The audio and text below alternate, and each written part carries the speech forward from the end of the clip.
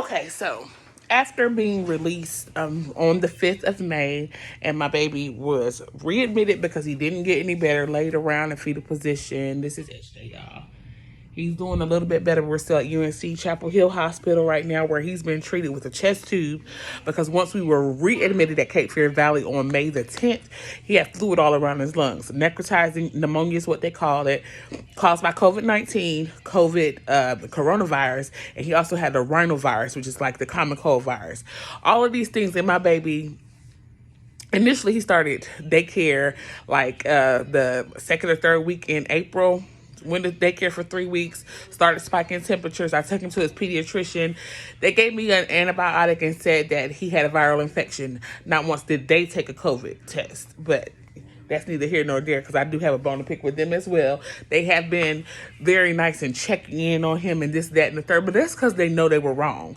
Okay, so once he received the chest tube that was big enough for me, mommy's about 300 pounds, the baby's 14.6 kilograms, around about 29 pounds, if that. They gave him a chest tube that was big enough for an adult, ultimately is what I'm saying, and it punctured his lung. He had to end up coming after being at Cape Fear Valley for a week on the chest tube, still spiking temperatures. They're medicating, and I asked about being transferred to either Wake Med or another hospital that had pediatric care. Now, Dr. Biswa, he was seeing him, and he wanted to know why I wanted to be transferred and what was wrong, and this, that, and the third. And they were doing the every course that they were taking was all the ultimate courses that need to be taken for his best care. Not in my opinion.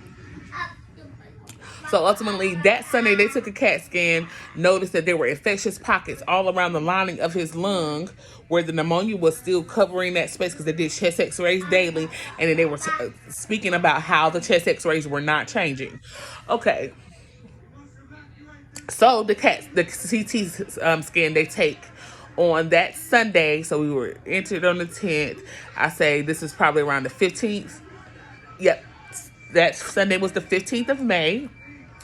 They noticed that those infectious pockets were there, and the chest tube was not reaching them. He needed additional care.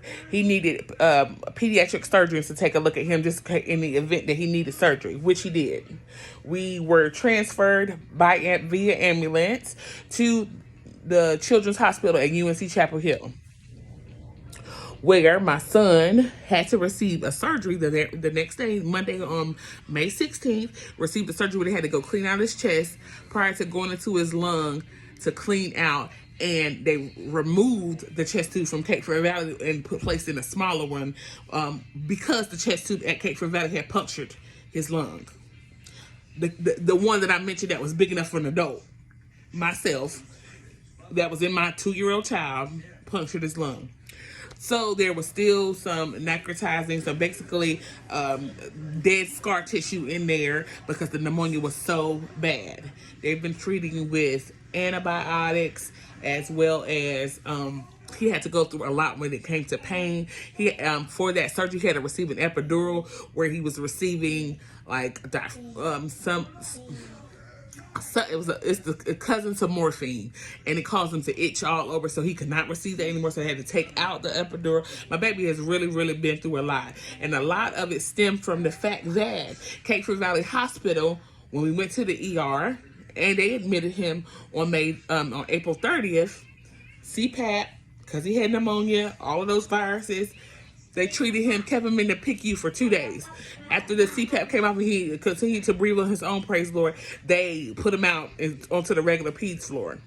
Within a day, he needs to drink and eat. And he drank and eat. My baby still wasn't drinking and eating. I was forcing him to drink because I wanted him to get fluids in him. But he still wasn't doing as he should. They put us out on May the 5th. Went home.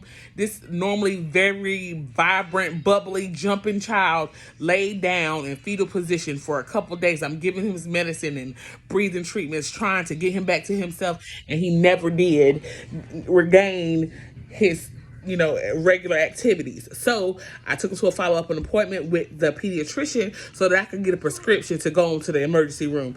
And he gave him prescription so he can receive fluids. He said, no, he's not doing any better to me either. I encourage you to go ahead.